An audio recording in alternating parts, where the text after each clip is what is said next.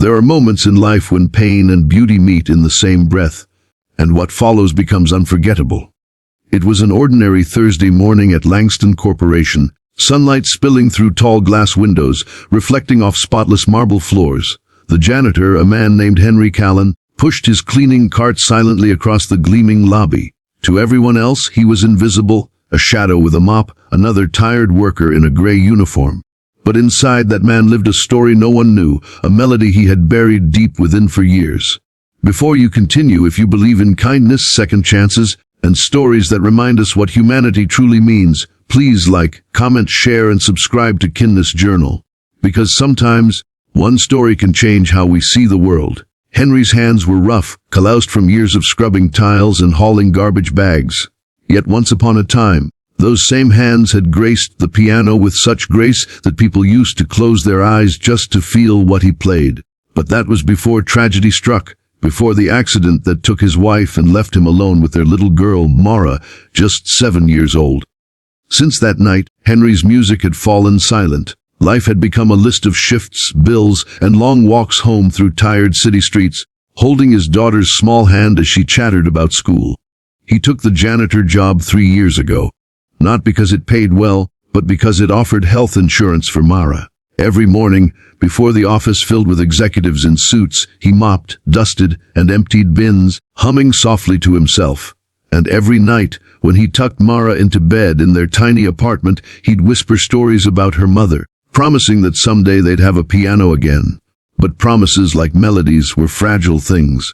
Then came the day of the company's annual Employee Appreciation Week, a time when the executives pretended to mingle with the staff. Posters lined the hallway. "Talent Day! Show your hidden skills!" Henry had no intention of joining. He didn't belong on a stage. His job was to make sure the stage was clean for others. But life has a strange way of pulling buried souls into the light. It started with a group of interns joking near the cafeteria. Henry was mopping nearby when one of them, a tall, smug young man named Kyle, noticed the janitor looking at the grand piano that had been wheeled in for the event. "Hey, old man," Kyle called, his voice laced with mockery, "you look like you want to play. You know what this is? Or are you just polishing it next?" The others laughed. Henry smiled faintly, pretending not to hear. But Kyle pressed on. "Come on, man! Let's see what the janitor's got." The laughter grew louder, drawing a small crowd. Even some office workers paused to watch, curious how far the prank would go. Henry's face reddened. His first instinct was to walk away, to let them have their moment and keep his dignity. But then, something inside him stirred. Maybe it was the memory of his wife's laughter, or Mara's voice last night asking, "Daddy, when will you play again?" Whatever it was, Henry found himself walking toward that piano. He sat down slowly, the laughter around him echoing faintly. His fingers hovered over the keys like they were meeting an old friend. The chatter faded into whispers. And then he began to play. The first note was hesitant, trembling, like a heart remembering how to beat. But soon the melody deepened, swelling into something vast and sorrowful, a song that seemed to carry the weight of loss and the light of love all at once. His hands, though worn, moved with a power that made the air itself vibrate. The sound filled the cafeteria, spilling into the hallways, into offices where people stopped typing, listening in stunned silence. It was Clair de Lune, but not as anyone had ever heard it. Every note spoke of nights spent holding a child who cried for her mother, of mornings when there was no food but he smiled anyway, of dreams that had withered but never fully died. It was raw, unpolished, utterly human. When Henry finished, the silence that followed was absolute. No laughter, no whispers, just the soft hum of the building and the sound of a man's quiet breathing. Then, unexpectedly, someone began to clap. One, then another, then dozens. The room erupted in applause, but Henry didn't see any of it. His eyes were closed, tears slipping down his weathered cheeks. From the back of the crowd, a woman stepped forward, Eleanor Langston, the company's CEO. Known for her stern presence and unshakable professionalism, she was rarely seen smiling. But now her eyes glistened. She approached slowly, her heels echoing against the marble floor. When Henry looked up, she didn't speak for a long time. Then she said softly, "You played with your soul." The interns who had mocked him stared at the floor, their faces pale. Kyle's grin was gone. Eleanor turned to them and said, "You all just witnessed more talent and courage in 5 minutes than most people show in a lifetime." That moment changed everything. By the next morning, Henry's performance had spread across the company. Someone had recorded it on their phone. Within hours, the video was everywhere. Janitor's piano performance brings office to tears. People across the city were sharing it, calling him the janitor who played hope. But Henry didn't think about fame. He still showed up for his shift, as always, pushing his cleaning cart with quiet pride.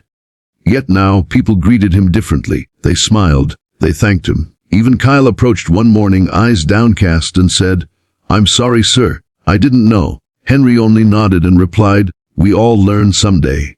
A week later, Eleanor invited Henry to her office. For the first time, he rode the executive elevator, clutching his cap nervously. She met him with a warm smile and handed him an envelope. Inside was a check, enough to buy a used piano, maybe even more. But that wasn't all. Eleanor said, "We're starting a community program for underprivileged kids, a music initiative. I'd like you to lead it." Henry's breath caught. He asked, stunned. "I'm just a janitor." Eleanor smiled. "Not anymore. You're a musician who reminded us what passion looks like. You taught this company something no business degree ever could." That evening, when Henry returned home, Mara was sitting by the window, coloring. He set the envelope on the table and knelt beside her. "Baby," he said softly, "Daddy's going to teach music." Her eyes lit up. "Does that mean we can get a piano?" A few days later they did. A small, second-hand upright piano with a few scratches but keys that sang like home. When Henry pressed the first note, Mara giggled and clapped her hands. Together, they filled the tiny apartment with laughter and sound again. Over the following months, Henry's story inspired people far beyond the walls of Langston Corporation. Local newspapers wrote about him. A small music foundation offered to sponsor his lessons for children in low-income neighborhoods. Soon, his weekends were filled with kids who had never touched a piano before, their eyes wide with wonder as Henry showed them how music could heal what words could not. And sometimes late at night, when Mara had fallen asleep and the city outside grew quiet, Henry would sit at the piano and play for his wife, softly, beautifully, knowing she was listening somewhere. But the most powerful moment came months later when Langston Corporation held their annual gala. The theme was Rediscovering Humanity. Eleanor requested Henry to open the evening with a performance. The ballroom was filled with executives, investors, and guests in fine suits. Henry, in his simple black jacket, took a seat at the piano. The lights dimmed. This time, the song he chose wasn't about sorrow. It was about hope. It began gently, like dawn breaking after a long night, and grew into something triumphant. The melody told a story of a janitor who found his courage, of a father who never gave up, and of music that could bridge hearts no matter how far apart they were. By the final note, there wasn't a dry eye in the room. Even Eleanor, the unshakable CEO, wiped a tear before leading the standing ovation. Henry bowed his head, overwhelmed. After the event, he found a quiet moment outside, gazing up at the stars. A voice broke the silence. It was Eleanor again. She said softly, "Your music changed this company, Henry. You reminded us that every person here matters." The Henry smiled faintly and replied, "We all have a song inside us. Sometimes we just forget how to play it." And that's exactly what his life became from then on. A song of second chances, of fatherly love, and of a man who turned mockery into meaning. If this story touched your heart, please like, share, and subscribe to Kindness Journal. Let's fill the world with more stories that remind us how much goodness still exists. Before you scroll, comment below. What would you do if someone gave you a second chance to follow your forgotten dream? Because sometimes one act of kindness, or one song, can change everything.